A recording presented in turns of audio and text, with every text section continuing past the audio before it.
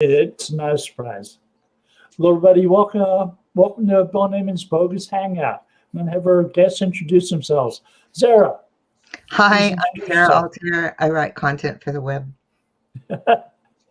What, Mr. T? Well, I'm doing the wrestling thing now, so I'm the fabulous webmaster.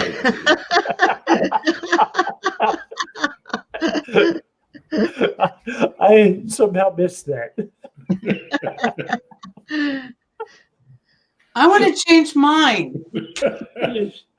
I think you can do that. But please introduce yourself for our audience.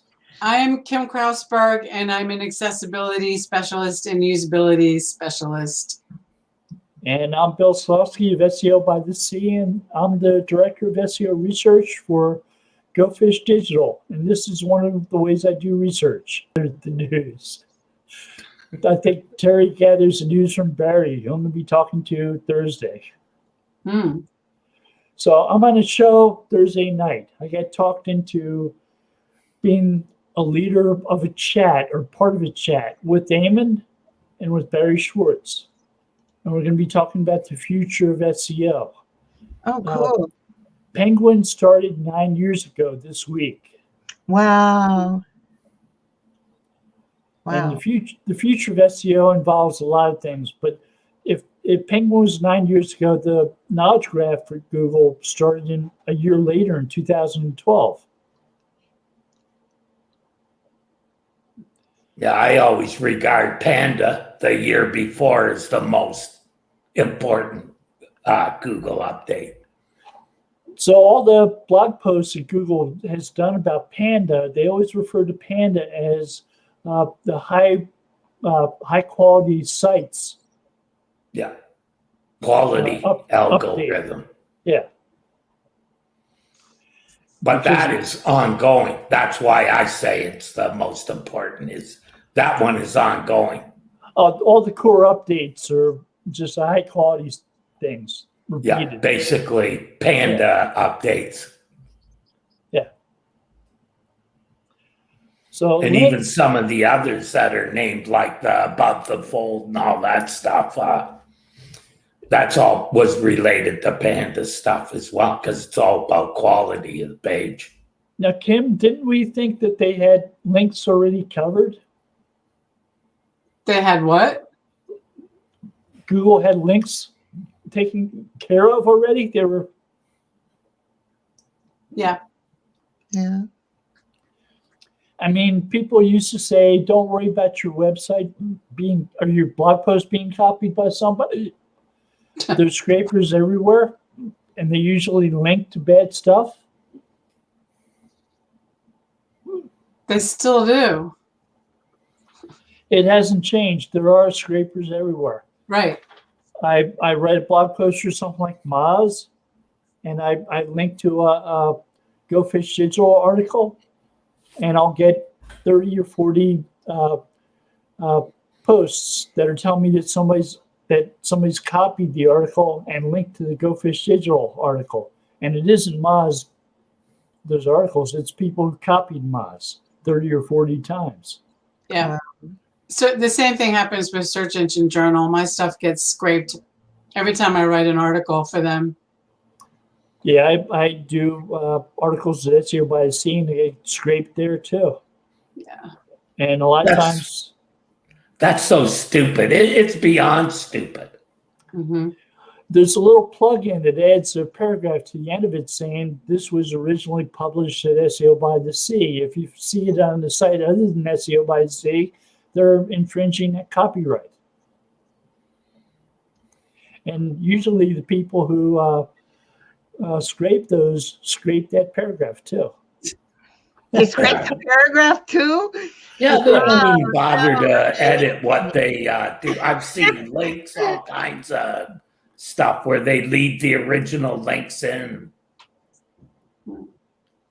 Like I said, if you're dumb enough to do that, you're. Yeah. I have a content question though for you SEO people. So I've been writing for several years for a business, and they've they've recently kind of restructured everything, so it's everything that is requested to be written is driven by their SEO team. Okay. Yeah. So I recently wrote, like a couple of days ago, I wrote an article that was about the grammar of using hyphens and dashes, which is hyphens, in dash, and im dash. Okay, I don't want to confuse you with all this Grammarly stuff, but there's now another request for an article about in dashes and im dashes, and I'm like, we've already covered it. And the way I set it up in the original article was, so these are examples of X, use of M dash, and then examples, and these are examples of Y use of M dash, examples, etc. So why would you want an article that essentially took out 3/4 of the information of this major article and essentially said the same information, but in a different place on your website? Because they want different words used.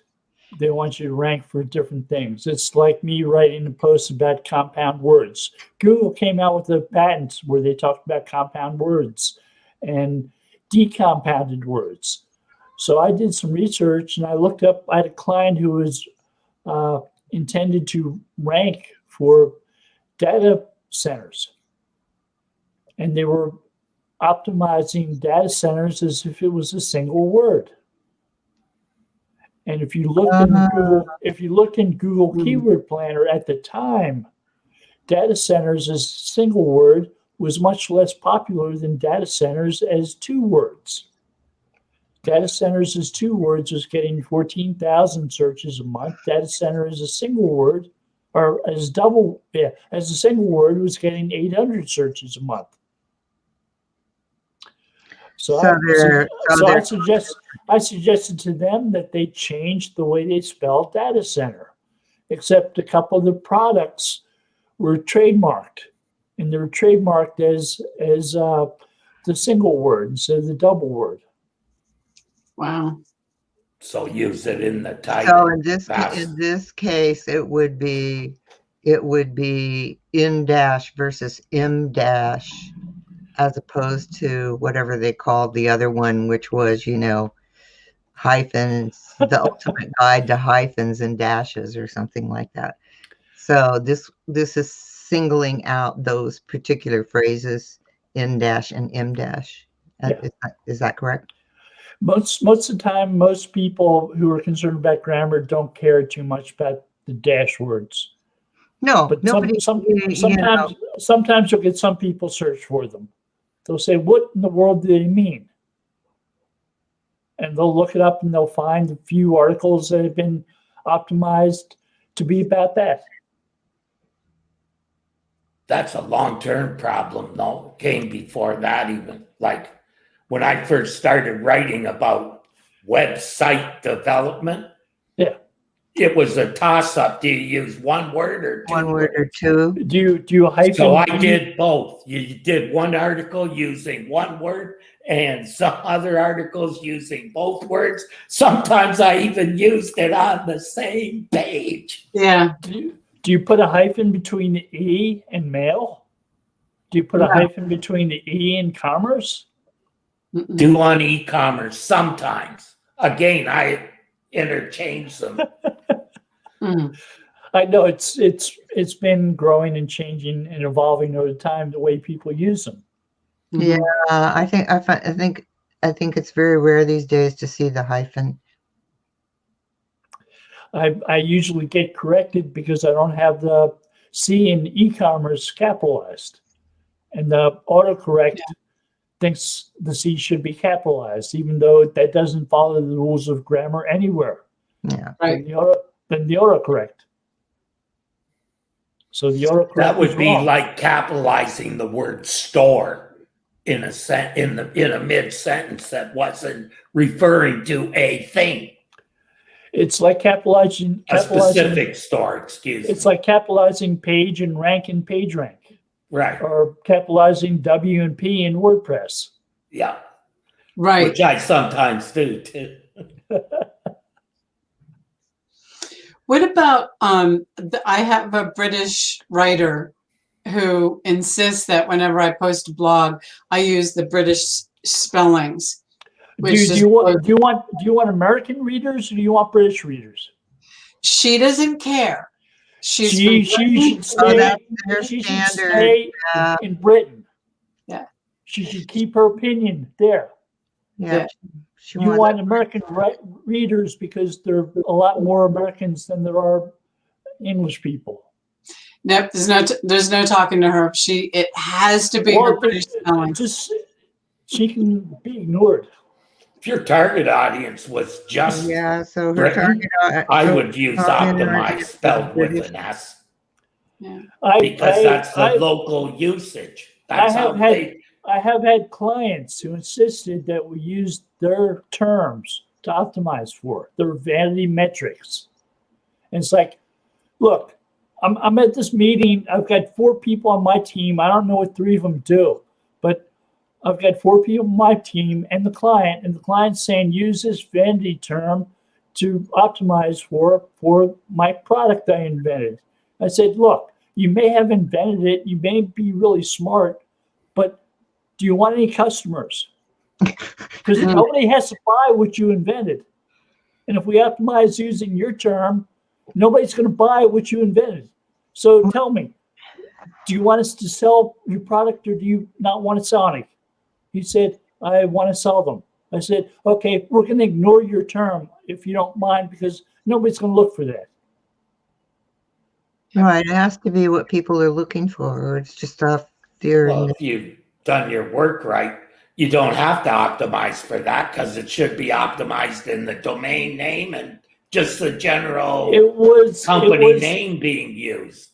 He may have been a physical doctor, but nobody was ever going to search for a diet drink that was named something that nobody searches for, a medical term that nobody searches for. The keyword planner tool suggested number of searches it was receiving was 0 for a reason. Only people with PhDs who are stupid search for that.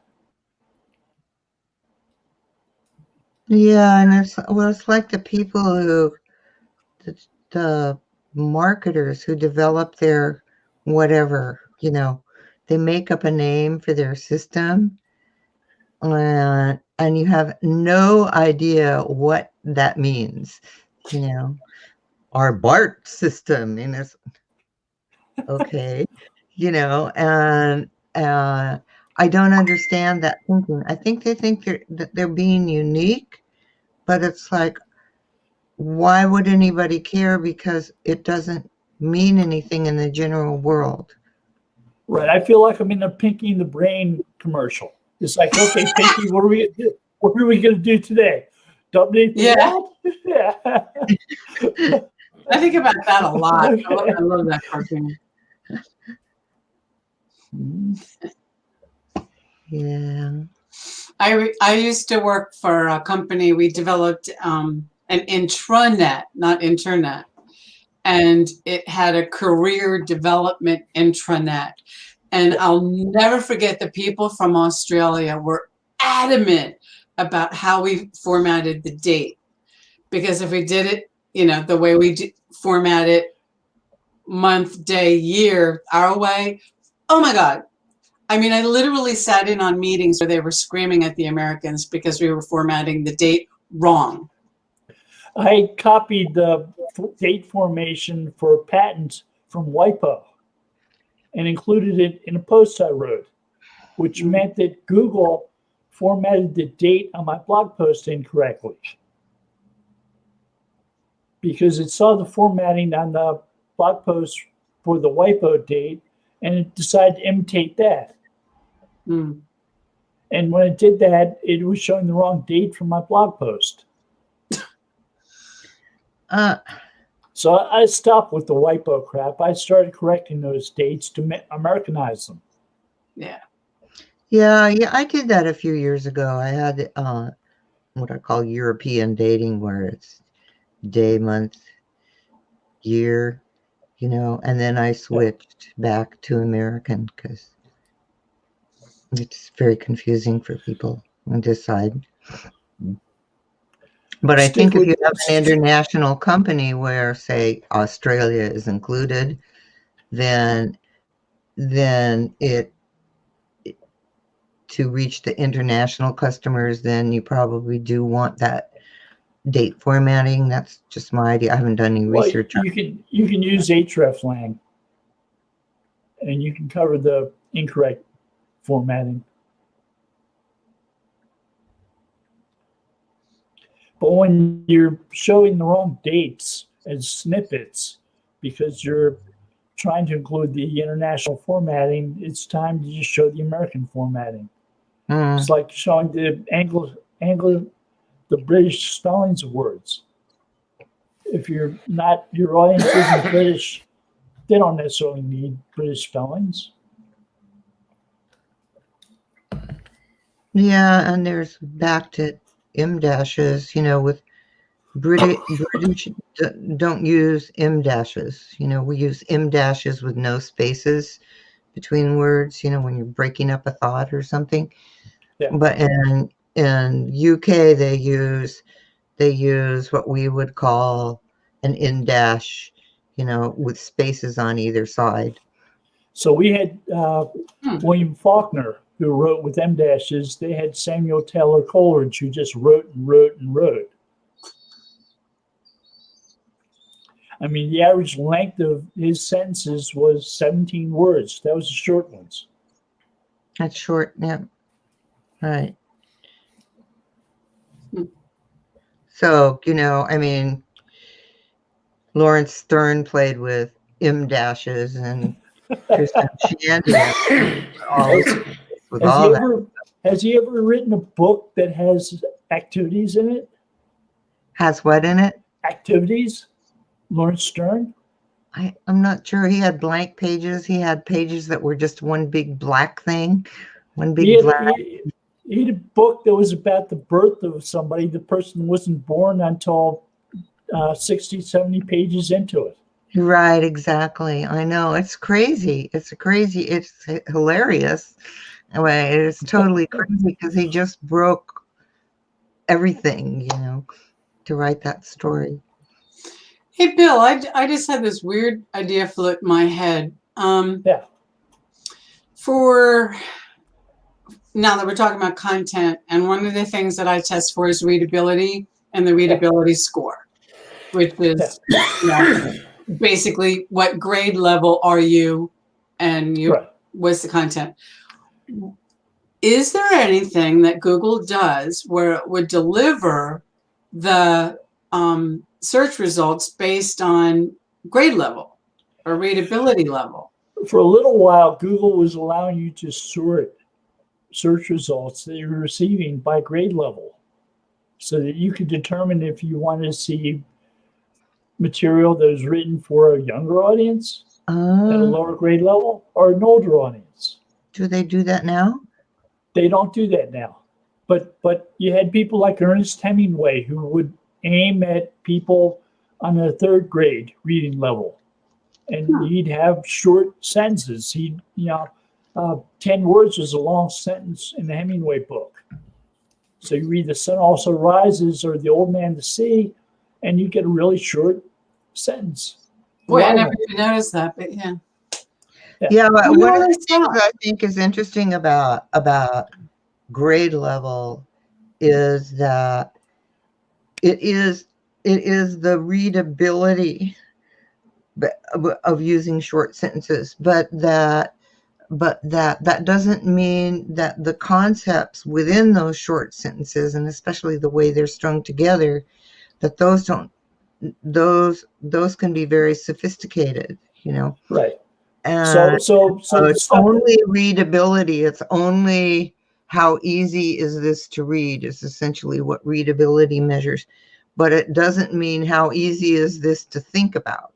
So the stuff that Hemingway wrote was in simple terms and simple words, but they were unique concepts and they were sometimes hard. They were referred to as tip of the iceberg content, in that you just see the top of the iceberg. You don't see the big body of the content below water. But you had people like William Faulkner, who wrote about the American South, who would write 117 words was an unusual length of a sentence for him. And he would write with lots of dashes, and he would write they referred to it as stream of consciousness. Stream of consciousness, yeah. As if somebody was thinking. And the sentences never ended. I just think it'd be so neat to be able to say, I just want something written for a certain grade level. Just give me those results. I live somewhere near where Dr. Seuss used to write. I haven't seen the house, but it's somewhere not too far from here. Yeah. So that's interesting that somebody would ask for a grade level. I would think that would be a guideline, but not a, because for accessibility, it would be huge. It would. For cognitive recall and stuff. And for cognitive recall, especially, it not only short sentences, but the chunks of the paragraphs are going to be short, because that has a big influence on cognitive recall as well, is the length of the paragraphs. So short paragraphs are easier to remember. It's easier to remember everything that's in a string of, say, 4 short paragraphs than it is to remember one long paragraph that includes everything that's in the 4 short paragraphs. So for accessibility, that's really important. And a copywriting trick that goes with that is to include images mixed into text. Yep. So you don't just have big wall text. You break it up. Yeah. You give them a few sentences to read and show a picture of something. Then a few sentences to read and another picture. Right. I'm really liking what InLinks just did with their content stuff. Have you taken? I want to take a look at it this afternoon, but I was just. I haven't, but I saw a very positive response from Terry. So Terry, you like what InLinks is doing? Pardon me? You like what InLinks is doing? With their new content? Their new editor looks to be doing some interesting things. Yeah, I want to play with it they had originally. I used it on a couple of pages and found it really useful in kind of building out the ideas and stuff, and then you filled in around it. I was actually talking to Dixon this morning about this. I'm building a theme for SEOs, and one of the things I'm thinking is pulling stuff from his data into it for entities and stuff like that. One of the things I like, just peeking at it this morning, was the responsiveness of the content. Like when you add a word, like a keyword, as it were, that immediately showing over on the side what's going on with that word and includes it in the content that you're creating, so you have an immediate sense of what the use of that word is going to be on the web. Anyway, I want to play with it this afternoon. I didn't get time to play with it this morning, but it looks really interesting. Any tidbits from your conversation, Terry? If you on the SEO Pros YouTube channel, there's a interview that Bill and I did with Dixon that you would find pretty interesting, I think, in that regard. Yeah. Well, I have thought since I found it that it was really amazing. But I did, when he sent out the notice about the restructuring Well, the content, I was really impressed. it's well, on the research side, if you've looked at Google's Question Hub, I think that's what it's called, isn't it? It's Yeah. still around. It still exists. It's still there. Okay. They may have killed Q&A in India, but they still have Yeah. Question Hub. Yeah. If you look at the questions that program puts out, it's got all the Google questions plus more. What I found is they have a pretty good system for picking entities and associating entities. Mm-hmm. That's where I used it at first, was totally on entity, discovery. Because one of the things that has been debated since schema is being used more and more is how about and mentions work, whether they are whether they're helping you rank better. At the very least, they're helping Google to understand what a page is about, especially if you don't overdo it. And yeah. Now, Google has come out with a patent where they talk about what they refer to as teachable moments. And the idea behind a teachable moment is to show searchers how to search. Now, you show searchers how to search by providing examples for them. And one way to provide examples is to include related questions, or what are referred to as people also ask questions. And you'll see those in search results at Google. People also asked, and they'll give you an example, or they'll give you 3, 4, so on. And often they're related questions in different clothes. They're the featured snippets, but they're not the top search results, and they're not in response to your query. They're usually a related query, and they're usually a related topic or concept. They build a template off questions that are related to your question. They look through the query logs, your session or somebody else's session that was asking something about a entity that you were searching for. And that's how they come up with related questions, and how they come up with these questions that people ask about entities that are similar to yours. So I bought a Myers lemon tree, and I wanted to know how to treat it best, how to fertilize it. And I searched on Google for how to fertilize a Myers lemon tree. And it showed me all kinds of things about citrus trees, about dwarf citrus trees like lime trees, which I thought was interesting. So I got a lime tree too.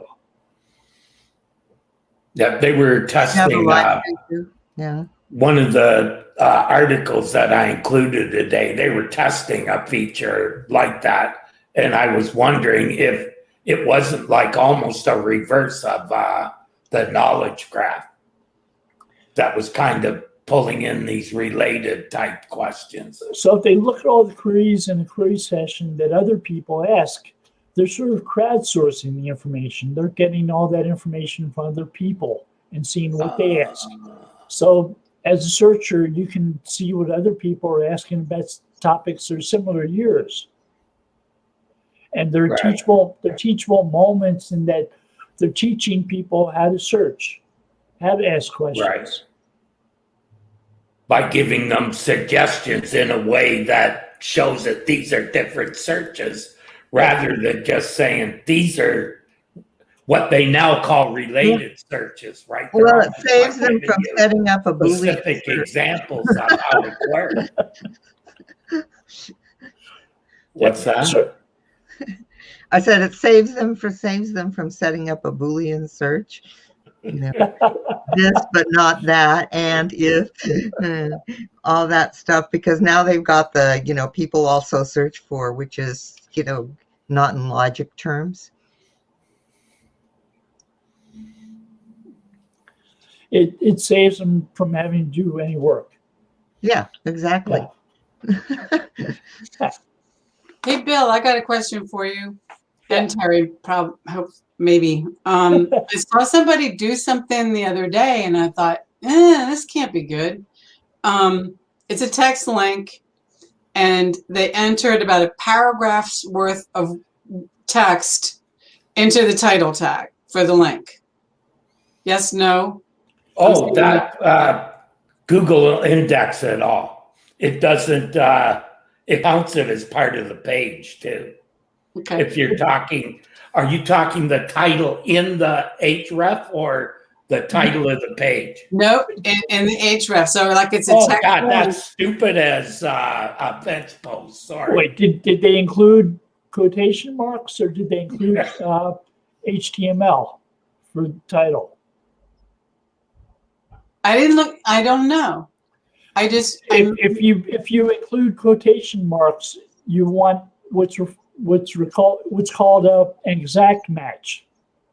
You want all the words from that quote to show in your search results. And sometimes people will quote them. If you draw a string of text from a page, but you don't put quotation marks around it, your search results may include all those words, but not in that order.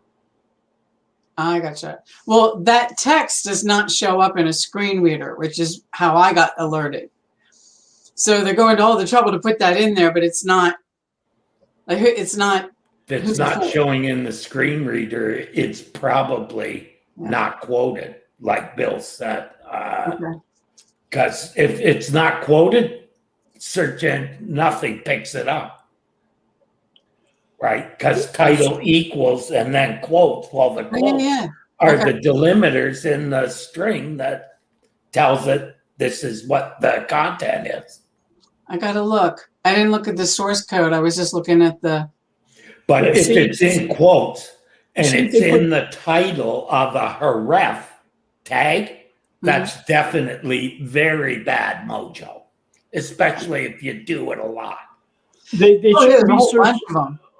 shouldn't be searching for HTML in a search box, but if they put quotes around it, they want the exact words in the exact order, which means it's likely either a title or a quote from a page. Was it a title tip? Was it a tool tip? For instance, I put a paragraph in a tool tip. That's not. I think that's what they're hoping it will do, but no, you only see if you mouse it over, and it's like several. Right. That's I've done that before. That's good. That's good. Is it? Because basically, title in a href tag were originally tooltips. That's why I remember them. Okay. That attribute was added to the H tag or the href tag so that you could do a tooltip in that place. Now, a tooltip can also say something like, if you click on this, you'll see a larger version of this image. Right. Right. Well, this didn't do that. But now that you mention it, I remember writing an article about this 100 years ago because I was testing it on different browsers to see if you could see it or not, because you couldn't always see that tooltip. Yeah, because some of the browsers at first did not support it. Right. That's how long ago. Google didn't either. I don't know if Google indexes it, though.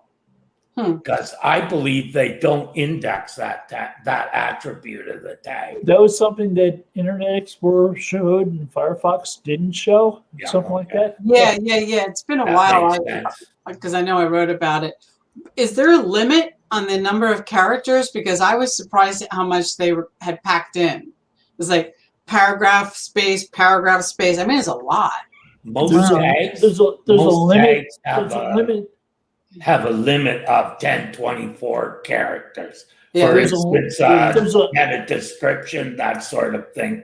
Yeah. Okay, there's a limit of 32 characters for a query in Google. Okay. Anything more than 32 characters is too long for Google to handle. Yeah, a while back they cut that down. You used to be able to put a paragraph in quotes and they'd find that paragraph if it was elsewhere on the web. And then they started cutting it down. But that's how I used to find all my stolen content, was by grabbing the first 2 or 3 sentences of something and Yeah, I'm looking searching at it. that way. And yeah, there's 3 paragraphs. The last 2 are just 1 sentence long, and the first one's 2 sentences. And it just, when you mouse over, this is Chrome, the text, you get this whole paragraph of stuff. You get all 3 paragraphs? It's does hover, or excuse me, if you execute a div on a page, does accessibility pick that up? It's not. That's how I noticed it. What It's I'm like asking though, Kim, is in an accessibility test, right? If I have a div that you have to click something to show it, Yeah. does the screen reader show that? Good question. Oh my God. Because they're basically the same 2 things, right? The tooltips executed by the hover or click, whatever you program it as, and the same is true of a executable div, where you click it to show the div. Okay, it's a div class, and then it's just basically the ordered list, the L1. So it's definitely a class with an ordered list, text link, and then the title equals all that text that only appears on mouse over. That's might be why you're not catching it in the accessibility test. Yeah. Yeah, it's completely, and it's in divs, and that's it. There's no.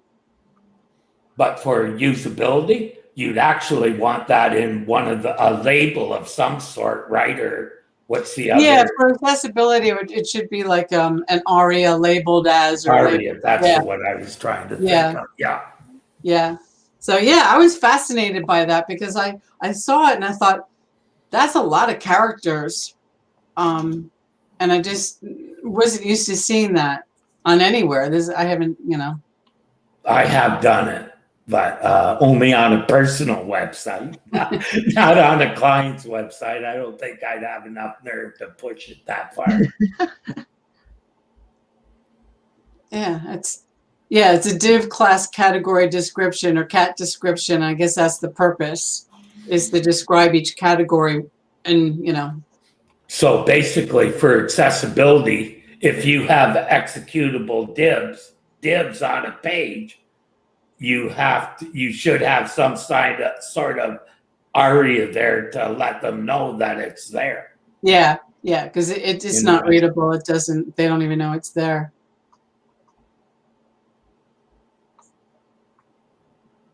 I mean, you can see the link text. I mean, the actual, it'll say blah, blah, blah link or link, blah, blah, but that's it. Not the backup information, the description. Anyway, it just caught my eye because I was like, I wonder what rules this is breaking. You must find a lot of that, eh? I don't know how many websites I've looked at where ARIA isn't used in the form. Oh yeah, it's either done wrong or it doesn't exist at all. Right. Yeah. Are the plugins that do forms on WordPress, do they do it right or at all? Nope. Too complicated to put into something like that, I bet. And the kick in the pants is that anything that's a plugin for WordPress, when I find an error, the site owner can't get in there to fix it.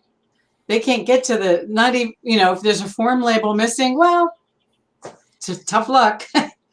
They can't fix that. Yeah, you can fix it, but it means They need going to deep into WordPress, which is kind of interesting. That's what I've devoted myself to now, is right. learning more about that stuff. Yeah, I'm like, you know what? You just have to do your own form, and that way you know what the code is, and you can do it right. Because of the processing, I've always done my own forms on a website. Because of that, I don't trust a plugin. Right. Period. And for mobile, it's important too. Just the way mobile is laid out now. You can't have this wide double column form anymore. It's got to be single. You have to put some thought into your layout for mobile as well. Yeah. But most business people who are using WordPress to run their business have no education as programmers or developers, Right. and they rely upon people like you and me. Yep. And they'll come to us and say, can we add this tool? Can we add this name? Can we change this? Can we add this tip? right. And it's hard because I can point out what's wrong and where it's wrong, but a lot of them, that unless I can get them a developer to fix it, they're stuck because they just don't know how to fix it. Yeah, and a lot of developers won't touch that kind of work either. Above their pay grade. Going into WordPress. Because if you break something, it may not get fixed. Right. Yeah, we have a long way to go on the accessibility dev side. However, when you look into it, it's not that hard to do that because in Bootstrap, there's a class built in to actually write those screen reader stuff. I think it's also in basic CSS as well, a class for screen readers. Yeah. I'm still learning the dev side myself. I know Joe Hall is Joe's a good developer. Yeah. Yeah, and he's Bootstrap's the only thing he'll use. Yeah, I think all these themes that build their own grids and do all this stupid stuff are just slowing down websites. Build it on Bootstrap. If you use the CDN, most people have already got that cached in their browser. So it isn't really a call, it's cached. Yeah.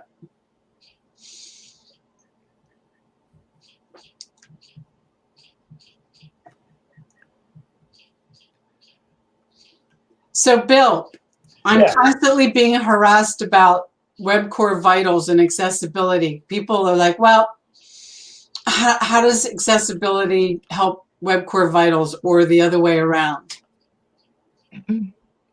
Well, it's pretty easy. When one of the tests in Lighthouse is actually called accessibility, that should be a pretty good clue, I would think. Yeah. So web core vitals is supposed to indicate what the user experience is on a page, which is why Google just added a user experience tool to Google Search Console. Yeah, there's a lot of misconceptions. People don't realize that the only browser that can actually collect that data is Chrome. It has nothing to do with crawling. It's done by the Chrome browser and actual users coming to your website. So Google does collect a lot of information. It indexes stuff through caffeine, but a lot of the information you're getting through tools are collected through Chrome rather than Googlebot. So the core Web Vitals stuff is the experience of people visiting the site. It's taken from data from Chrome. And a lot of SEOs have realized that a lot of sites will not even get enough people to their website to have Chrome give them a score. They're not getting real-time information because they're not getting enough data because they're too small sample sizes. Sites don't draw enough traffic. And how many sites another problem draw is hundreds of thousands? Another problem is a lot of sites are set up by developers, theme developers, and plugin developers who make errors that don't make those things load quickly. Oh, you can fix most of Web Core Vitals right in by adding a few lines of code to your theme. The themes are the biggest problem. Yeah. Which is why I decided I'd just build a better mousetrap. It's So much it's easier not- than it's trying not to the- use what's out It's there. not the site owner making changes necessarily. It's the theme designers making changes that make Web Core Vitals work better. If they even will. Yeah, I don't think a lot of people are going to bother. Yeah. You know what it'll be? I anticipate that it'll be like the speed when they did that, when they said, oh, speed is now a factor or going to be a factor. They said, now it is a factor. Mm-hmm. Okay, it didn't really become a factor for me personally for 6 months. So And I then remember all of a sudden the rankings were falling away like crazy. And, all I had to do was speed up the website and everything went right back to normal. I remember the late 90s using static HTML for pages. I was having pages that were 11K in the amount of data they used. They were just tiny. Get that with WordPress now. Good luck. Not a chance. Yeah. I mean, a lot of them take the CSS that's in the CSS file and write it back into the page again because that's the only way their CSS will work. Once you start developing with WordPress, you realize that, oh, this is an issue, but you have to learn how to work around it. Yeah. And you have to care about those things. And that's the real problem is the developers of themes and plugins don't really care about how things work or don't care that their plugin gets called on every page on a website, even though it may only be used on one. I even found a plugin that actually took the size that you could make, you can make print bigger on a mobile phone. It actually disabled that feature. Disabled it. The viewport. The viewport. Okay. Disabled setting the viewport to be larger. Yeah. So you get a bigger print, right? Yeah. Now, that was caught in the Google accessibility thing. That's where I found it.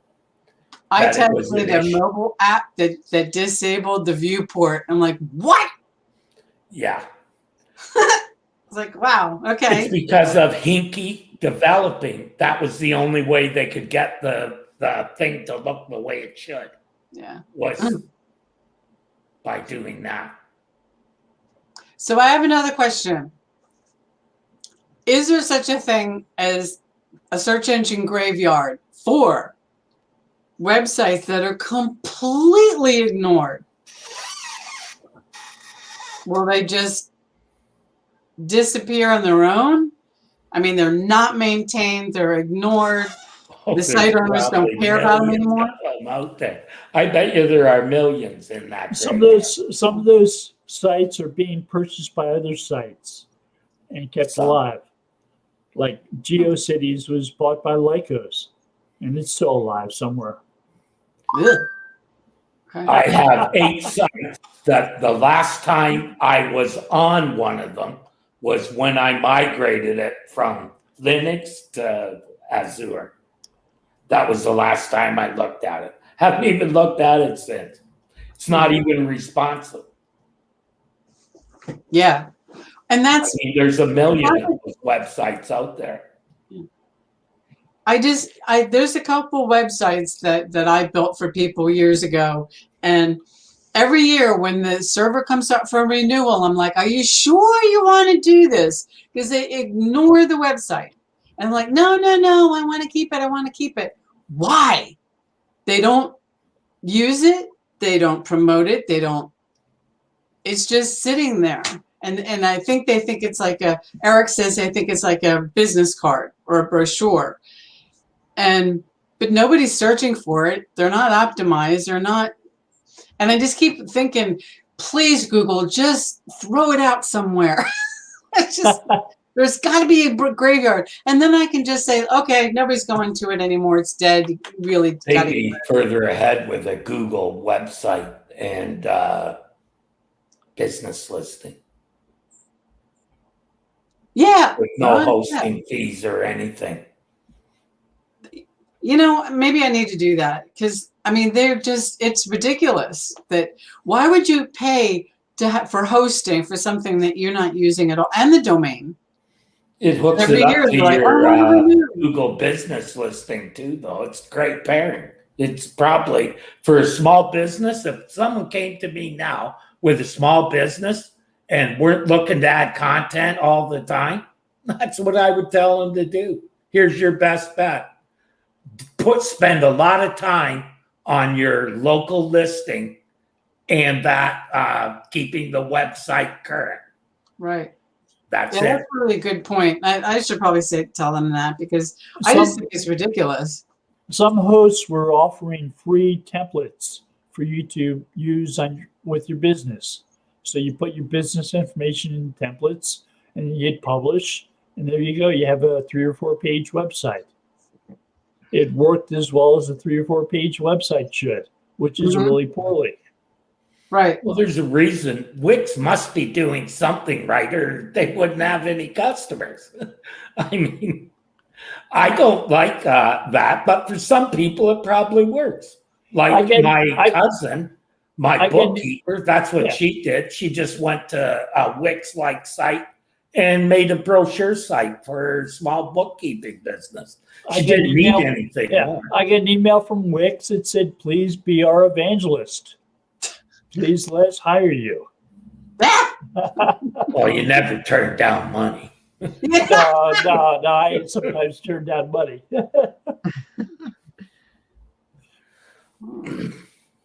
If it means running around telling people that Wix is good for SEO, I couldn't do it with a straight face. Oh, okay. If they said for SEO, don't they have ads that say there's a solution for every business. I have always been a firm believer that you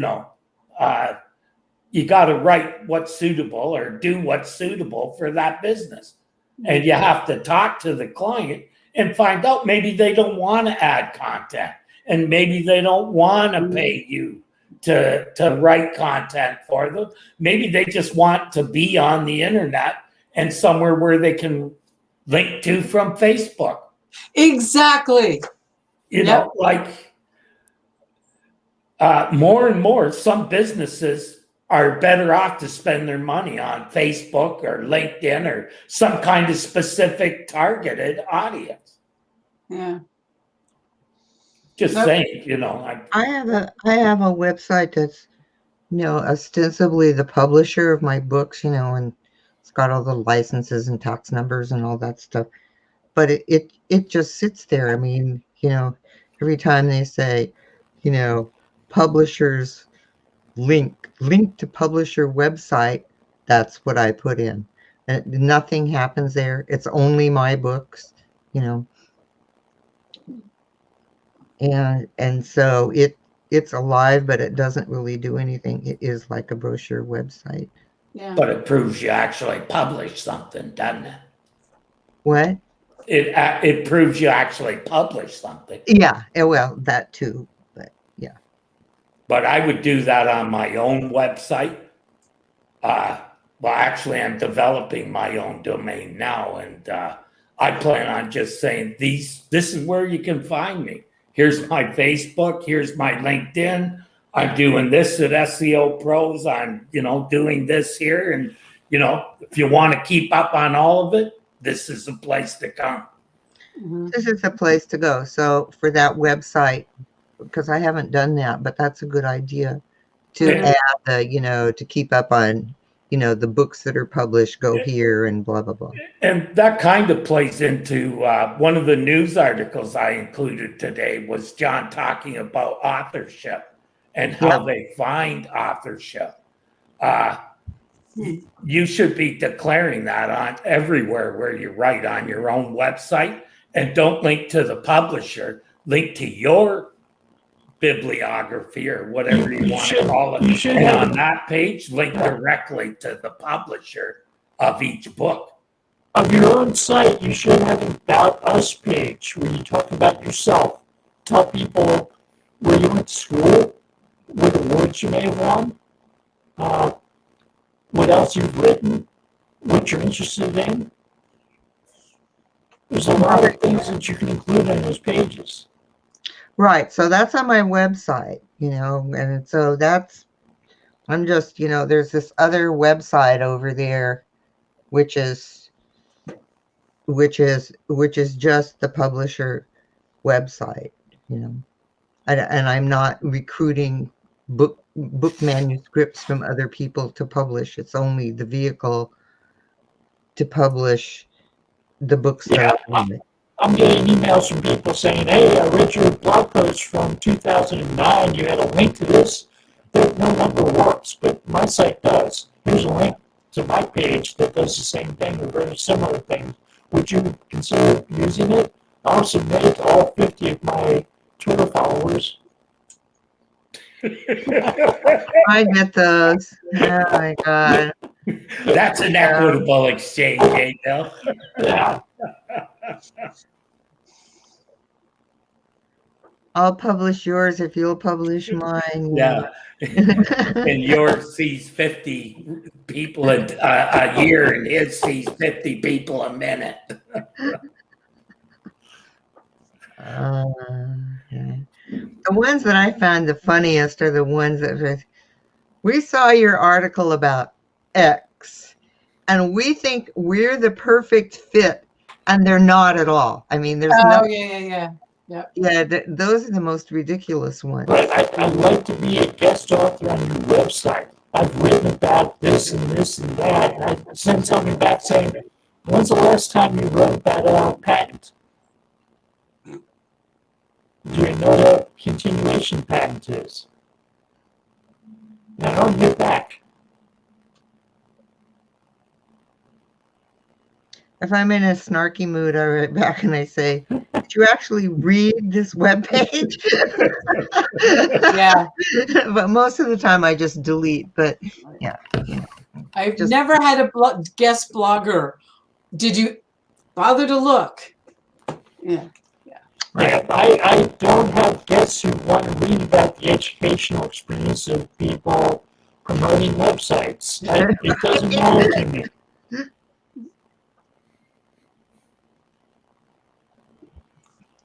Anyway, it's just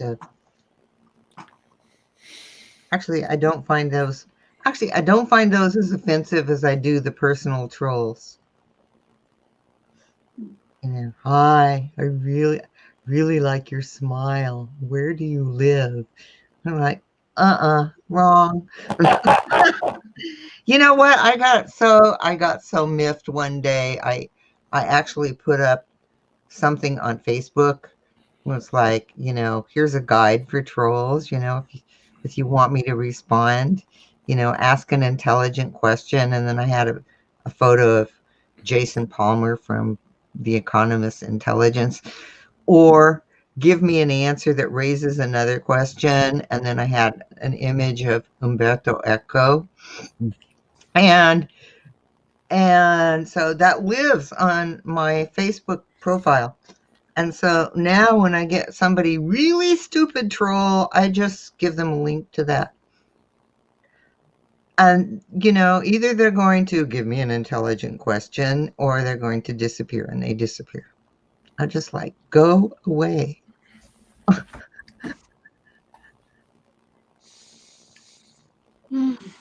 So at least the others are business trolling in their own inept way, you know. And I just delete them. I'm amazed by somebody who finds a 15-year-old blog post and says, hey, I read something like that last week. You should link to that. Yeah, right.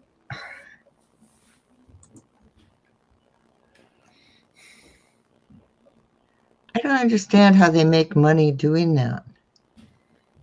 It's got to be a scam somehow, you know, because even if they found somebody who was, you know, oh yeah, I really want to link to your ridiculous blog post or whatever it is, how does that benefit them? I don't understand that one at all. Why are they spending energy sending that same email out to whoever with a link to whatever, you know? Because they believe in the law of large numbers. If you send enough out, you'll get it what you need. And then those people who actually do link to that ridiculous blog Yeah, post. there's lots of, there's lots of dumb people sending them. Okay, But yeah. that means there's lots of dumb people answering them. Okay. That's the logic behind it. There's got to be someone dumber than I am. That's the logic. Well, Generally not the strategies I like to use, but people do use it. Are you going to show up one week with a fabulous wrestling outfit? No, I was just in one of those moods today.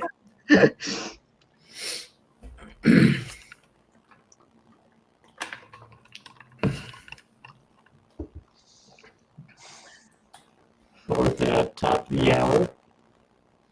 So did I tell you all about the chat on Thursday night?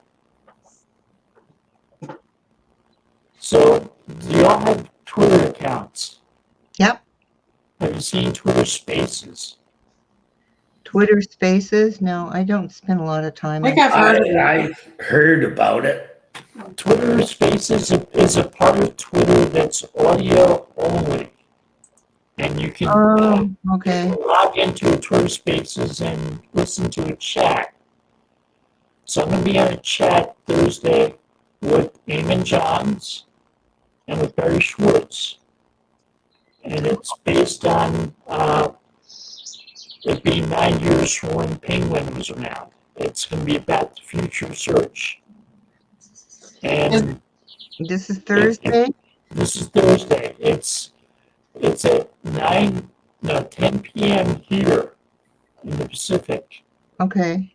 Eastern time. So I'm not sure where else it's going to be. It's 5 10 p.m. p.m. Christ, I'm going to bed. Ammon in the middle. That's Ammon in the middle. So it's earlier in the day for people in England. Or is it later? It's okay. like 8 hours later. Yeah, it's 8 hours earlier. 8 hours different. So sometime in the morning in England. Yeah, I have seen a few posts about spaces where people think it may replace Clubhouse because there's none of the invitation nonsense. I've seen people talking about Clubhouse on Twitter, and it doesn't work with Android phones. It only works with iOS phones. And the people at Clubhouse have been promising it'll work with Android phones for months and haven't updated it. Yeah. So my phone won't pick up Clubhouse. Right. How do you get to Twitter Spaces? In Twitter, there's a button that you press to tweet something new. If you press that button, you have a choice of spaces. That's one of the things you can do. So then if you're on Twitter and you want to go to this late night, early morning session with you and Bill and Barry, how do we get to that space? See the plus button from Twitter on the phone. There's a plus button when you want to tweet something new. Oh, it's got to be a mobile phone, eh? No wonder I can't see it. I'm looking at my mobile laptop. phone. It's going to be a mobile phone. It won't work on a laptop. Oh, I don't have Twitter on my mobile phone. Not planning. So one of the choices you get after you press the plus sign is spaces. says Spaces, Photos, GIF, Tweet. So you can choose one of those. If you choose Spaces, they'll say your space. Spaces are public and anyone can join. Name your space. I don't know the name of the space.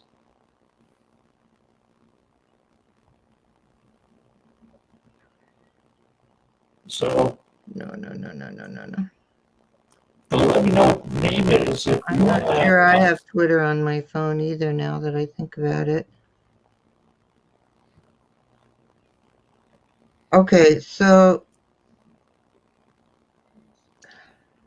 Does that? Yeah, because I'm not seeing it. I'm like, what am I doing wrong? You're not seeing it. it's kind of a be here now thing. So you have to be at the space at the time that the space is happening, correct? I have no idea. I agreed to it in the middle of the night last night. I think it's just real time. They don't record them or anything. Yeah, that's what I'm saying. It's be here now or So they tell me the name of the space and I'll type it in and then I'll hit the button and I can hear everything and I can chat. okay, well I'm gonna do a Twitter Spaces experiment on Thursday. And maybe I'll find you. If I'm not there, it'll be because I didn't find you. I'll probably be watching the baseball game. So people running the chat will say what the name of the space is and I'll share it. So if I can find you, I'll share it. I'll send you Oh, something. okay, cool. I'll send you something on Skype, Sarah. That'd be a really great chat, actually. So yeah. And I'll probably be watching baseball too.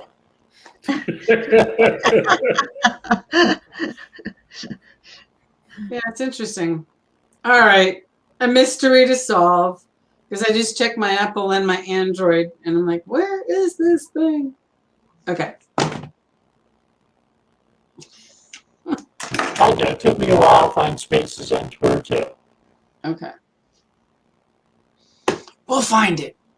I love playing detective. All right. So that's it for the show for today. Thank you for joining us, everyone. Take care. Have a good day. Thanks, everyone. Thank you.